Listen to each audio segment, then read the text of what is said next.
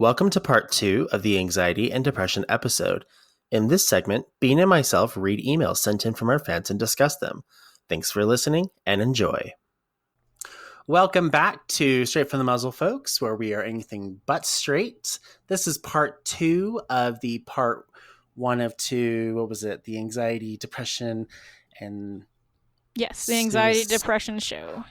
Yeah, I didn't want to say the last word because I'm like, it's too sad. We had to break up the show between two particular parts. So that's why you guys are going to see, part 1 of 2 and then part 2 of 2, just because this one actually gets a little bit longer and in more depth than we had, I guess, realized. So that's why there's a part 2, which we're going to be doing. We're going to be reading some emails and we're going to be reading some comments that people had left on Facebook. Now for, anonymous, and how would you say it? Anonymous. Just we're keeping the responses anonymous. Yeah. So for Facebook, even though the people that commented did leave their names, we're going to call them Facebook Furry. And then for those who emailed us, we call them Furry X, Y, or Z, depending on how many came in. So that way we can keep them confidential. Some of them may have already given us permission to, but with something like this, I feel like it's a little bit better just to keep it anonymous. That way you don't know, and then the other person feels safe that, their name wasn't released just for any reason. Yeah.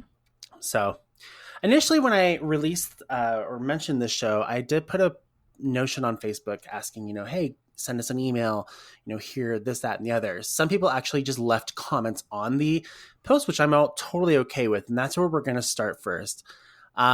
This first Facebook Furry has quite the, whatever you call it, quite the message, but it's always important. So we'll go ahead and start. Let's see here. So from Facebook Furry, this is a topic that is very important to me. Let me say first and foremost that mental health is every bit as real and as important as physical health. Just like reasonable adults go to the doctor for a broken leg, if you're struggling with mental health issues, then going to a doctor is responsible, reasonable, and the adult thing to do. Do not ever let someone shame you for being a responsible adult. I have suffered from clinical anxiety and depression since middle school. I got help. I took medicine, not very reliably though, and it didn't seem to get any better. I resigned myself to feeling hurt and empty and hopeless for the rest of my life. I hated it when people said it gets better because I knew that for me it never would. I assumed I wouldn't make it past 30 years old, and I sort of idly decided that if I got close, well, I'd make sure I didn't. Life sucked already, and I didn't want to deal with my body falling apart as I aged. But I didn't give up. Somehow, I kept getting help. I got better medicine. I found a way to get myself to actually take it every day. Before I knew it, I realized that it's been months since my last episode. I was stunned to discover that I was capable of being stable. I accepted that despite never having been raped or beaten or kidnapped or anything like that, I did have trauma from my childhood. And I started EMDR as a treatment. I'm not sure what that is, but I'm not sure either. I'll have to look into that. When a memory that had haunted me for 18 years suddenly caused me no pain, I was shocked. It actually worked. I'm turning 30 at the end of the year, and I'm going to get my first tattoo, a semicolon on my wrist, and throw a huge party. I have defeated depression. I still have it, and I still need medicine to be on my normal self, but hey, it's no different than needing heart medicine or diabetes medicine. I'm still here, and I'm going to stay here. I used to hate hearing people say it gets better, so please know, and know that I understand, know that I mean it, know that, and this is all in caps, I know that with every fiber in my being, it does get better. Please don't give up. Please get help, and please stay. So I read that. That's lovely. It is. And so I responded back just because I feel like I needed to. They're local here in Utah, But that's all I will say about that specifically. If you really want to know, you can go to our Facebook page and you can look at the comments from there. But that's pretty much all I will say. What that person going through is pretty much how I felt on a daily basis for a long time. So I know how they feel. The term "it gets better," it sounds redundant, but trust me, it really does. You just have to believe it. Positivity does so much. It sounds stupid, it sounds really lame, but it works. It's like the most like free form of medicine out there. It just works. And I like how they brought up that they still had a form of like depression without having any kind of like a specific trauma, like being kidnapped or like abused or raped or anything like that. You can still have depression and anxiety without those things happening to you. It can start off as just like a chemical imbalance in the brain, or your trauma can come from other things like any kind of childhood incident. It doesn't have to be one of those main common ones. And I'm glad that they brought that up.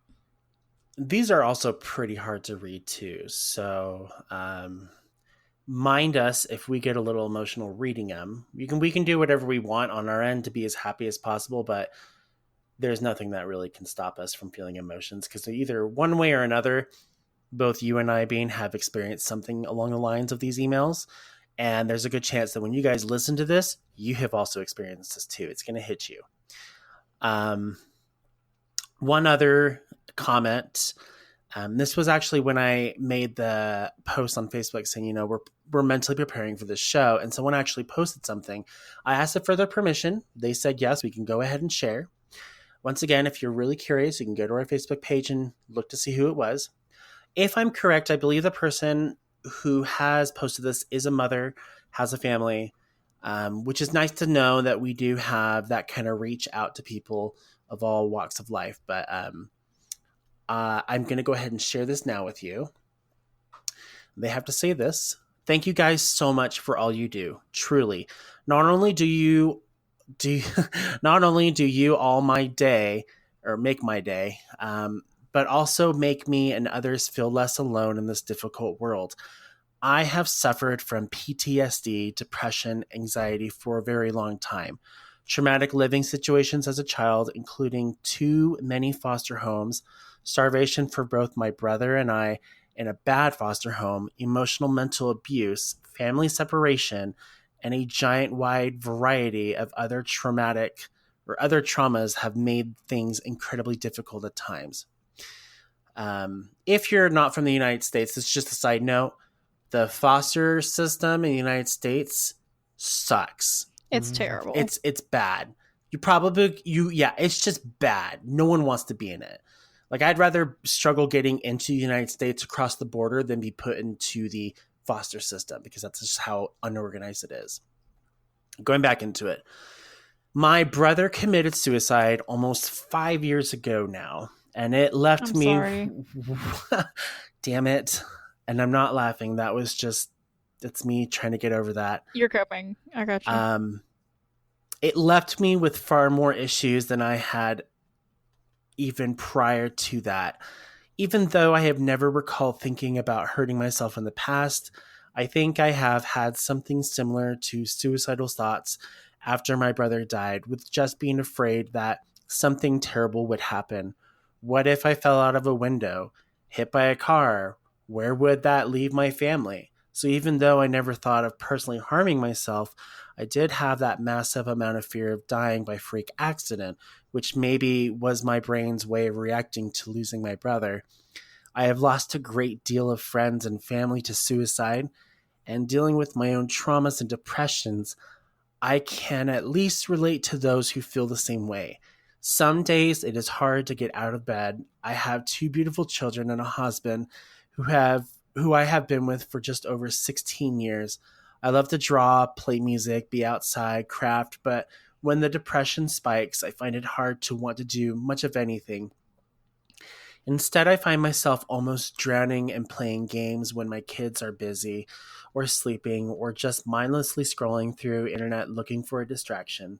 It drives me absolutely crazy, and I am once again finding myself trying to get a handle on things before it gets worse than it already is. My heart goes out to all of you. Any of you that are dealing with these feelings, these struggles, I feel all of you. I acknowledge your pain, your struggle, and my heart is right there with you, hoping that things get better. Thank you, Space, for addressing such a difficult topic. That was difficult to read, um, mostly because no one in this world should ever have to witness a family member commit suicide or know a family member who commits suicide.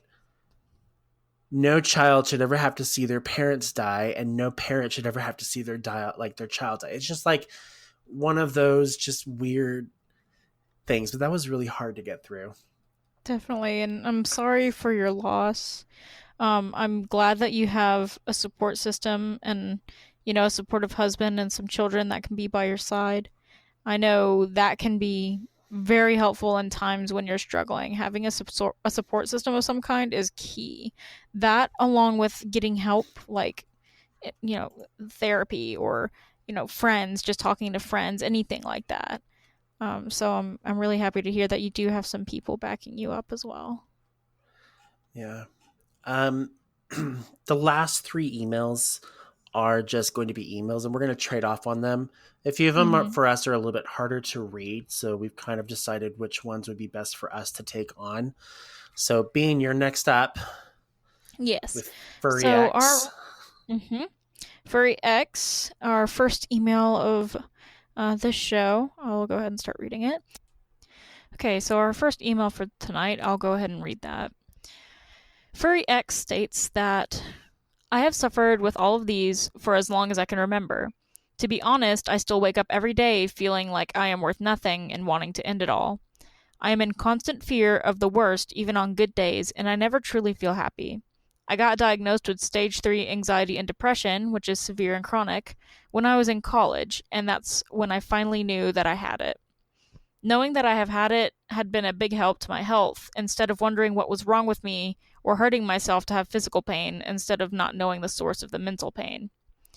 I had no clue the cause of the pain that I had, and now that I knew, I could focus on fixing it. I self medicate safely using ways proven by medical studies to work. As for suicide, I have attempted it 3 times and pulled back from 2. My first attempt had actually failed. All attempts were made before I knew that I was impacted by depression and anxiety. I don't like to let people know that I have these issues and I can't afford medical care for them, which is why I always pretend to be optimistic and throw on a happy face. It is also why I medicate myself for roughly $30 a month versus the $750 a month for drugs that simply make me feel nothing at all. So that is what Furry X emailed us.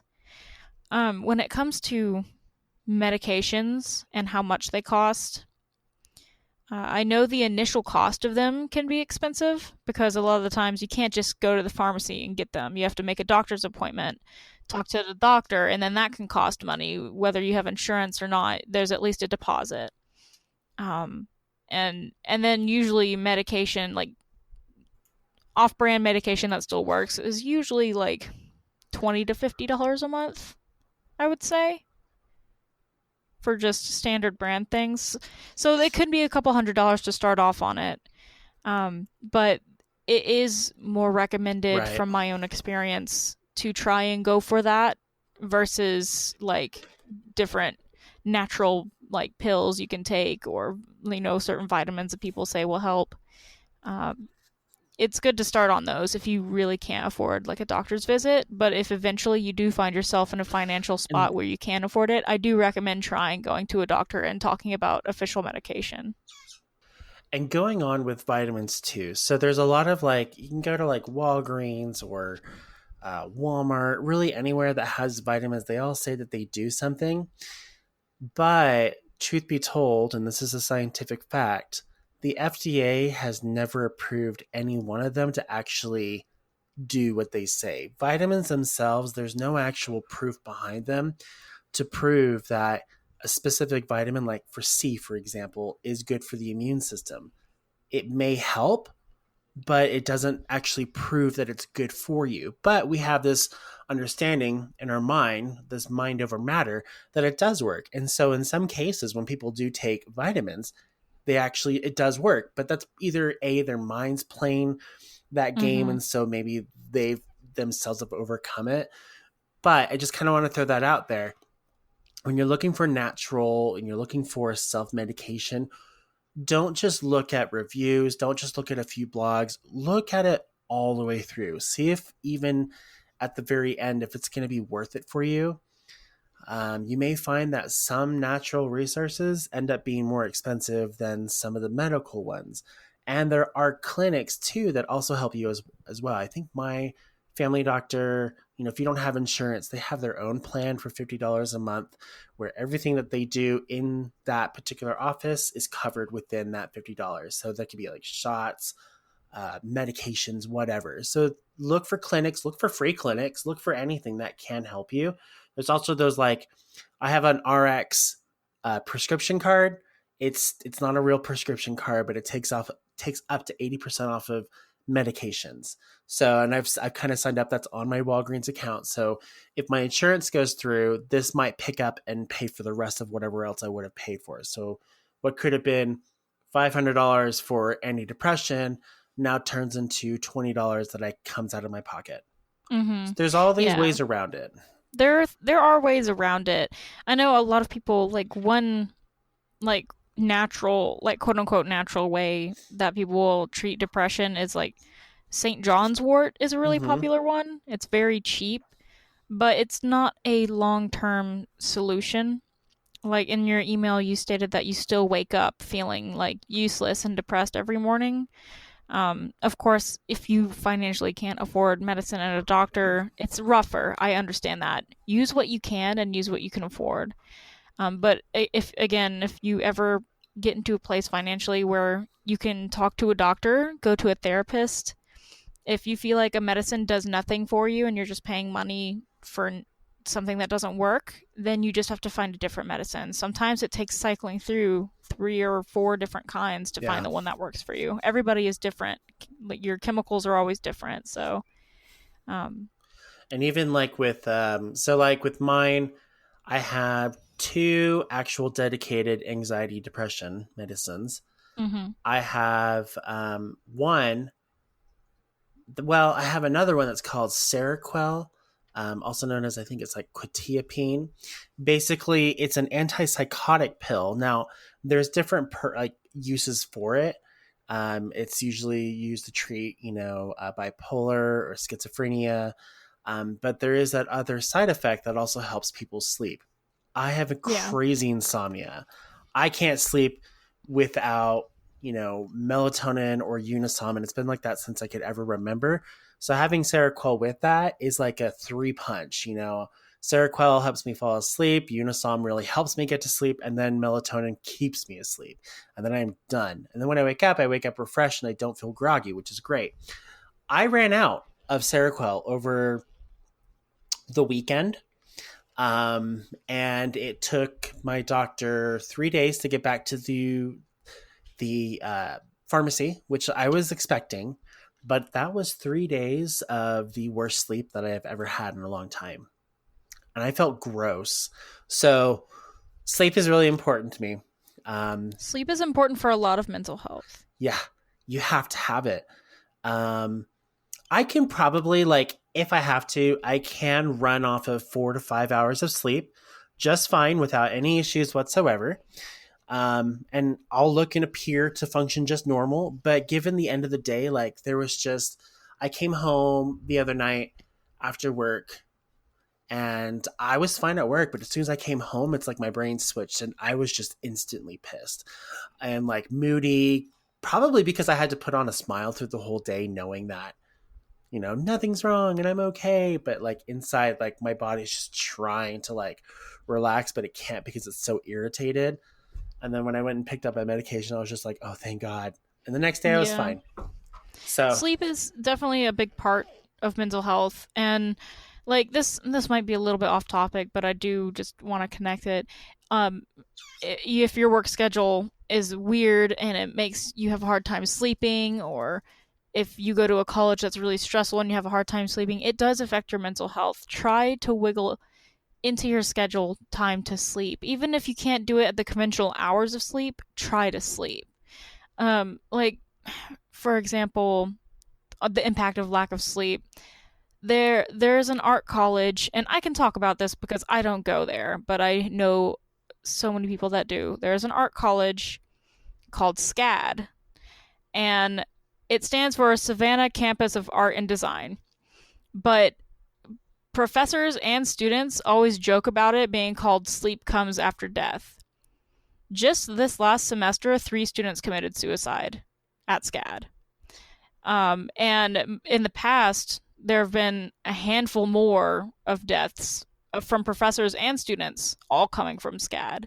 And it could be tied to the fact that it is a college that it's a for-profit college. The family who owns it, extremely rich, and they don't have a good counseling system. They has assigned so many artists, like animators, so many assignments to where pulling all-nighters is expected.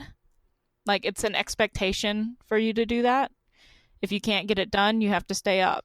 And the lack of sleep kills the students, figuratively and literally. So it just goes to show you, even especially with a school setting, you need sleep. Don't I don't care what job you have or what school you go to, or if you have a test tomorrow, go to sleep. It's much more important. Now, if it's like, for instance, okay, so for me, I have instances where I know I won't sleep. So I still take my medicine just because I want my body to be, used to that particular routine. But in situations where, for instance, if I'm going to be flying the next day, if I have an activity that I'm looking forward to, if I'm starting a new job, if I have an appointment that I'm kind of like antsy about, situations like that, I know I'm not going to sleep well. I try though to put myself in a situation though where I can get some sleep regardless. So rather than like restlessly rolling around in my bed with Felix, I will actually just go out onto the couch. I'll put on like something, either like chill hop music, or I will, watch YouTube videos, and I'll just close my eyes and I'll try to get some sort of rest. Mostly You because I can at don't least want rest the your brain that way. exactly. You got to let your brain reset, because your brain, pretty much like the rest of your body, just doesn't stop. It goes on and on and on. But if you can give it just like a little bit of a break, you'd be surprised how much better you feel the next day. Even 20-minute naps, I think, have been proven that actually help you just get enough bursts of energy to keep going. That Yeah. second wind. Everyone needs that second wind. So, One more thing about this email that I want to bring up is the fact that they said they felt a lot better after they were diagnosed. And that is something that can affect a lot of people. If you don't know what's wrong, but you're feeling a certain way, if you're able to get diagnosed officially, then it's extremely helpful to know, because then you know what's going on. You might still be feeling, bad, or you're still feeling the effects of depression or anxiety or anything like that. But at least you know why, and it's not just you feeling like you're left in the dark about it. So getting diagnosed is also very important. Even if you're like, "Oh, I know I have depression because I'm depressed." You don't 100% know, because you could also have something else that you're unaware of, like being bipolar, or anything like that. Something you just might not be aware of. It might just be a bit more. And then knowing about that can help so much. I can definitely agree with that. For most of my life, we'll like throw out, obviously like 5, 8-year olds. You still don't really know what's going on with you. So we'll start with 10.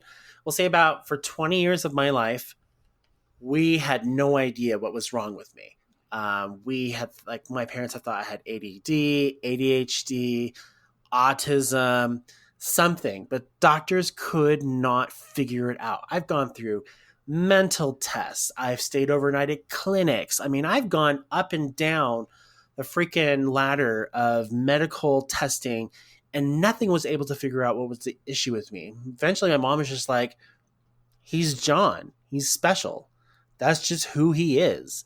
Because there was no one could figure it out. But it wasn't until I was forced to take a karyotype test, which is a DNA test, to find out that I had an extra chromosome. I finally figured out what was wrong with me. I just have an extra chromosome, and that itself threw a lot of questions out the door because I finally knew what was wrong with me. No one else could figure it out but this one guy. And then, of course, from there, it's been like more questions asked, but finally I know what's wrong. Um, and it makes sense. If I look back at all of the different things that I've gone through, all the things of like why I didn't understand or learn a specific way, why my behavior was that way, it makes sense now. And I can finally say, it's okay. You just didn't know. It's no one's fault. You can't blame it on anyone specifically. Now we know going forward. But like it's kind of relieving. It's nice to know that there's something that's not wrong with you. Can't say it's the Yeah. same for everyone out there. Sometimes there's just diagnosis that people are still trying to figure out. But hopefully, good luck to you guys out there that you do get something, because when you do figure it out, you feel so much better psychologically. I mean, I think for a pilot, it like boosts your morale. I say like a good 10%, which is good. Now, the next email that I will be reading, this one's a bit difficult. It's short and bitter. I don't like, some people can say short and sweet to the punch. This one's just kind of hits you. But so this will be Furry Y, right? It's not Furry X because you did Furry Mm-hmm. X. Okay. All right. God, that was a very dad cough. I'm sorry. 30. I'm like perfect dad age right now. Okay, so I'm gonna go ahead and read Furry Y's email, or second email for the show. They say, I have been depressed since I was 16 years old, thanks to the shitty family environment that I have been on. Since the day my grandpa passed away, and my mother followed shortly after, I witnessed her death in the hospital, I couldn't go forward. They didn't get to see my first time driving on the road, or didn't even get to see my new friends. The reason for why I'm reserved for the average people outside of my hobbies. The only way I had to cope with this constant depression was to exhaust myself physically, going hard and fast on bike rides in the mountains, and mentally, including chatting or gaming until late night around 3 in the morning. I just kept my mind distracted from my shitty circumstances. I'm currently living with a 24/7 irritated father that is old fashioned and a perfectionist, paired with my sister who adores and attempts to justify his douchebag moves with "it's for your own good, you learn the hard way." This mindset doesn't help. It's okay to have old decent standards in this society, but not to be an extreme jerk about it, especially to an autistic adult that is near the edge and about to end it all. I haven't even gotten to accomplish a few more of my dreams. I kept using the exhaustion distraction method until today to cope with living, almost like a cold machine without feelings. Except for some family members that made me feel warm, at least for briefly. Then it was time for me to go back home. But I'm afraid one of these days it won't work anymore, and many people will ask my new friends and family why I'm silent for 4 years, and so on. Hmm. So this person is still struggling. They haven't found anything outside of their direct coping mechanisms yet. Which sucks. Definitely sucks. It's hard. It is hard. Being in that spot, it sucks. But like we said earlier, it does get better. Please don't give up. I know the situation you're in. I've known people being in a similar situation, and it's not great, but you will get out of it. You definitely will.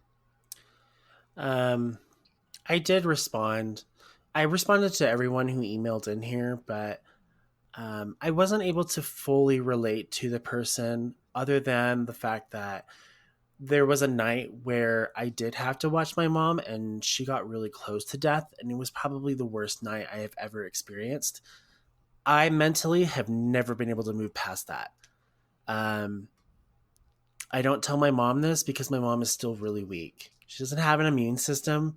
So even if she gets sick, she's usually in the hospital within a day or two of being sick. So it's the less that she has to worry about, the better it is for her. But it's hard for me because then it's like, how do I cope? How do I move on? I haven't figured that out. That's why I need to see someone to help me figure out what to do next. Um, Yeah, if you can see somebody to talk about these kinds of issues, I don't know if you're a school-aged individual. Anybody who is in high school, middle school, any kind of school, college even, if you have free resources at your school, take advantage of oh, them. please do. Please, they are free. They're there for you. The only thing um I will warn you about is that depending on your school, you do have to read the fine print of it. If you say that you're planning on committing suicide, or if they feel like you're a danger to yourself, they do have the right to send you to um, a mental institution if they feel like you're going to endanger yourself or somebody else. So just keep that in mind when you do gain this help. If you feel like being put in that situation would hurt your mental health more than help, then uh, just be careful, I suppose. And I only say that because someone I'm close to went through that situation and the mental health hospital made it worse. It stressed them out more. But sometimes those places can be very helpful. So don't be scared to seek help. If you're in school and you have free resources, please talk to somebody. And if you even if you're not meaning to commit suicide, still calling the national do not what is it the The national National Suicide Hotline? yeah, even calling them, the people that answer those phone calls, they are certified. They are there to help you. They're there to listen. Take advantage of it. For those who work and are currently working, check to see if your company offers something called EAP. That's the Employee Assistance Program. It's free for you, completely confidential. The company that you work for doesn't even know if you go or not. It's not their business. What it is their business is to know that their employees are taking advantage of a program. So if you do have something like that, it is available nationwide. Look into it. I use it. I had to use it. I didn't want to because I didn't want to be like, oh, I'm one of those people that needs help. But often, if you're thinking that you don't need help because there are others out there, like we discussed earlier in the first part of the episode, that's usually an indicator that it's time to go get help. Yes. So take advantage of all the free programs. There's boatloads out there. Even if you're not close to one, you'll find one. And mentioning that the suicide hotline, of course, if you're not feeling emotionally unstable, um, there you shouldn't swamp hotlines just to like have casual talk to get your mind off of things. If you can talk to friends or something else instead, that would work great. But if you are feeling in a bad place, don't be scared to call them. They even have text options for people who have like phone anxiety. And there are also some really affordable and also free counseling and therapy services that are over the phone, online, through text. I forget the name of it, but it is, I've seen it advertised a couple of times around. And one of my sister's friends works for them. So they are a legitimate like counseling service, even though it's over the phone or through text. So don't be scared to find those resources, and they're usually cheaper than going into a physical like therapy office. There was a program that Felix downloaded on his phone, and I'm usually pretty skeptical when it comes to apps that claim that they can help you like mentally be stable. But this one actually blew me out of the water. Like, totally didn't expect it. Um, and I have it still, but I haven't really checked in with it because I was just so stressed at work. But that's when you have to check in. It's this app that genuinely is run and created by psychologists. And what it does is it initially kind of like, sizes you up. So you go through this kind of like questionnaire of answering questions. And then they basically say, this is the type of person you are. This is who this is how you respond to specific things. I took it and it was like literally like I had walked up to someone who just read my mind and then looked in my past and said, this is you. And I'm like, oh my God, this is insane. This is like exactly who I am. From there, then what it does is it recommends that every day you check in Now, you can check in once whenever you want to. You can check in as much as you want. But what was interesting is at times where I was feeling stressed at work is when I checked in. And I basically said on my app, on my program, I'm like, I'm feeling stressed. And then I hit enter. And then it says, what's causing you to feel stressed? And I'm like, I basically say, okay, well, this is what's causing me to be stressed. I have a client that's just being really rude. And then from there, it kind of offers, try doing this, try doing that. And then how do you feel about it? And then that's it. So then I kind of, Is it an automated message kind of thing, or is it a it's an person? automated message, but the message is never the same. It's always something different. So I wonder if it's just got like a really unique algorithm of a program in there that just knows how to respond specifically to situations. What was really unique is that after doing that for a week, I actually went back and I looked at my stats, and I could tell when I was stressed, what time it was. And then I was able to see it kind of like broke it down. Like it said, this is why you're stressed. And so I figured out what was causing it. And I was able to kind of like then say to myself, I think I know what to do the next time this happens. Self-tracking. It's Exactly. It self-tracking. is. It's very important to do that. Yeah. Um, if I find it, and I'll probably just put it in the link below in the description. I'll put a link to it if I can find one for both Apple and Yeah, I'm Android. interested in It's trying it. really good. I think it's free too, so that's even better. So I love free apps. Who doesn't? Because you don't have to pay for them. Anyways, on to our last email. Did you want me to read this, or did you want to read this? Why don't you go ahead and read it? Okay. So this is our last email. This will be for Furry Z, and then we will go from there. I follow y'all on Facebook and saw your post regarding wanting to hear from people who have struggled with depression and felt this would be a good time to share my story in hopes it could help someone else. For the first 12 years of my life, I was abused by my father sexually, physically, and verbally. When I first learned what a gay person even was, it turned out to be my father, and this was after 12 years of abuse. This resulted in a lot of misdirected anger I carried a lot throughout my life. As a child, my mind believed that gay people were abusers, and this had been all I had known. I had long struggled with both anger and depression, as well as wishing my life would end. In my adult life, things were complicated as I began to discover that I am bisexual. It took a long time for me to fully accept it, and it was a bumpy road full of self-hate. I still struggle with depression, but I am much better place than I was in the past. My life experiences are what led me to my chosen field. Essentially, my degree in human development and family studies allows me to work with mental health, CPS. I'm not sure what CPS is. Child Protective Services, that's what it is. Foster care and addiction. And as I type this, I'm currently in the process of being screened for a CPS investigator position. My hope is that I can help children who may be experiencing what I did and prevent it if I can. The fandom has been nothing but great for me, and it is one of the few areas of my life I can fully be myself. I have made so many awesome friends and even met my now wife through the fandom. I believe the fandom helped me explore myself in a safe, judgment free environment with understanding friends. Things get better each day, and I know I'll be able to make a difference in others' lives as well. Um, they did say that as for the anonymity, so anonymous, I don't really mind. I haven't come out to my family, and I don't want to see them see me comment on this. So on Facebook, which is why they emailed it. So within the fandom and some close friends that I'm fully open with. Now, I won't say who they are still, but they are Furry Z. Um, this one was really hard for me to read, mostly because in recent days, and I can't go because of HIPAA, and you're familiar with HIPAA. Do you know what it stands for, Bean?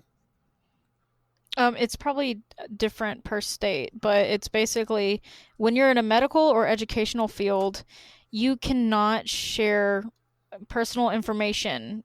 If you tell stories about like your students or your patients, you can't reveal any names, specifically ages, things like that. You can't say she, her, him.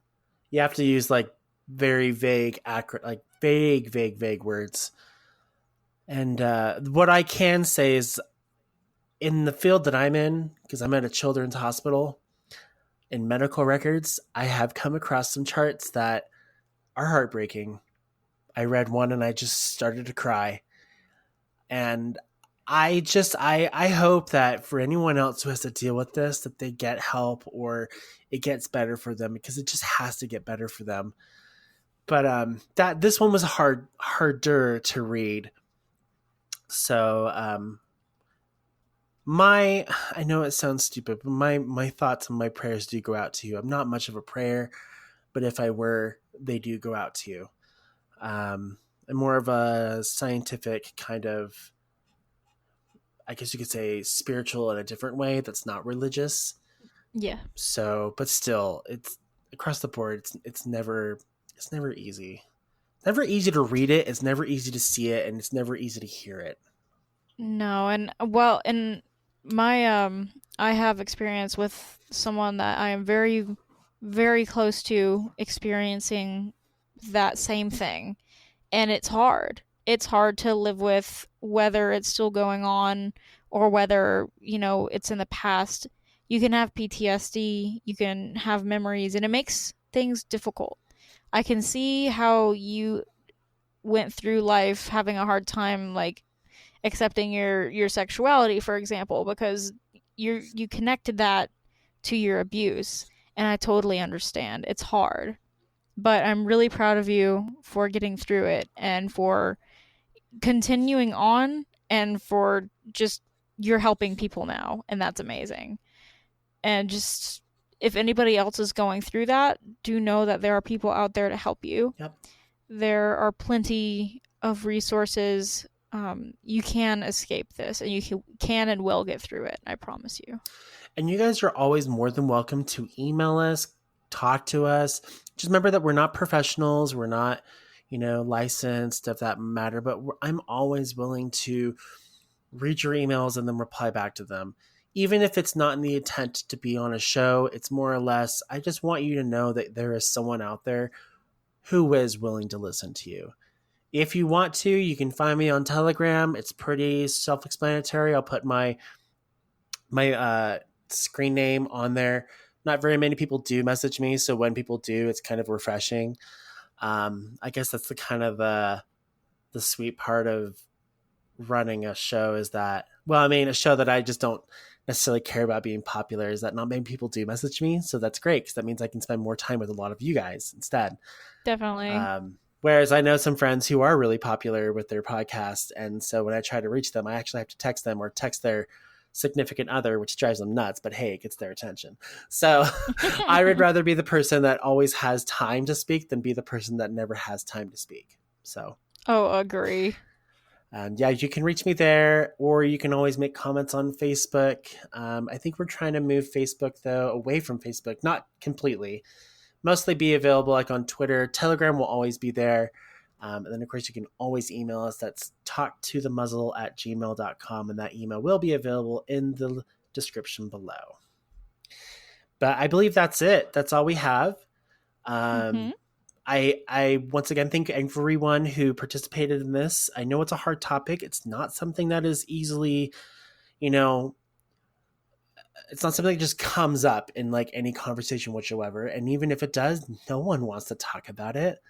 It's hard. It's like that weird uncle that shows up at the party. No one wants to talk to them. It's weird and they're there. You acknowledge it, but you don't want to talk to it. So I've never had that weird uncle though, and I'm pretty sure that my uncle is gay for sure because I've never seen him date a woman ever. and the reason I say that is because his house, like first off, he lives in Laguna, California, which is a gay city known for being gay. And two, he has all these really nice things in his house, but he doesn't let you touch them. And he himself doesn't touch them or use them. So someone of that caliber right there kind of tells me that I think you're gay. You just haven't realized it yet. And Oh my if your gosh. nephew is calling it out before you realize it, it's probably true. So so God. everyone's wondered it, and finally we were actually like all like at a family dinner. He had come up, and I'm like, you know what? He's probably just gay, anyways. And everyone's like, how did you come to that conclusion? I'm like, well, here's my reasons. And they're like, oh my god, you're right. I'm like, yeah, right, totally is. So yeah, we've never seen him with a woman ever. So that's usually, I mean, maybe he's just into himself, but who knows? I'm pretty sure he's gay. You never know. Yeah, you never know. Anyways, thanks for listening in, and we will see you guys next time. See you next time, y'all. Bye.